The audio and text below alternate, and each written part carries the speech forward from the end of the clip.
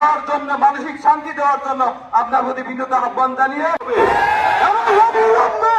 আগামী 31 তারিখের মধ্যেই এই জাতীয় বেতন স্কেলের কমিশন যে গঠন করেছেন তার প্রজ্ঞাপন দিয়ে এদেশের প্রায় 25 লক্ষ সরকারি কর্মকর্তা কর্মচারী এবং জাতীয় বেতন স্কেলভুক্ত যে কর্মকর্তা কর্মচারী রয়েছে তাদের মনের যে আশা সেটি আপনারা ব্যক্ত করবেন।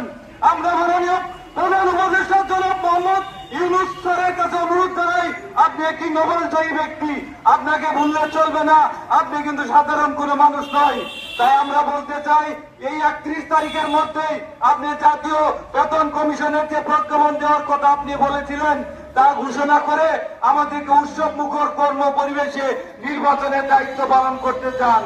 আমরা চাই যে একটি সুষ্ঠু অবাধ নির্বাচনে সরকারের কর্মকর্তা কর্মচারীরা অংশগ্রহণ করবে, কিন্তু যখন পেটে ভাত না থাকে, যখন ব্যাংকে ঋণ থাকে এবং নানাবিধ সমস্যার কারণে তাদের সন্তানকে তারা স্কুল কলেজ মাদ্রাসা এবং বিশ্ববিদ্যালয় থেকে শুরু করে বাজার দর অনুযায়ী এখন আর তা চলে না। তাই আমরা বলতে চাই আপনি একজন নোবেলজয়ী এবং এই সরকারের একটি পথ পরিবর্তন ঘটেছে শুধুমাত্র বৈষম্যের বিরুদ্ধে আন্দোলনের কারণে। বৈষম্যহীন একটি বাংলাদেশ গড়ার জন্য আপনাকে মাননীয় প্রধান উপদেষ্টা হিসেবে এদেশে ছাত্র জনতা কৃষক রাজনীতিবিদ অর্থনীতিবিদ সহ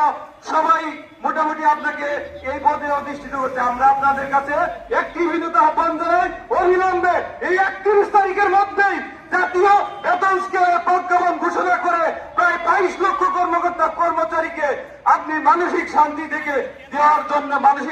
দেওয়ার জন্য আপনার প্রতি বিনীত আহ্বান জানিয়ে এমপিওভুক্ত শিক্ষা জাতীয় প্রত্যাশী জোটের প্রতি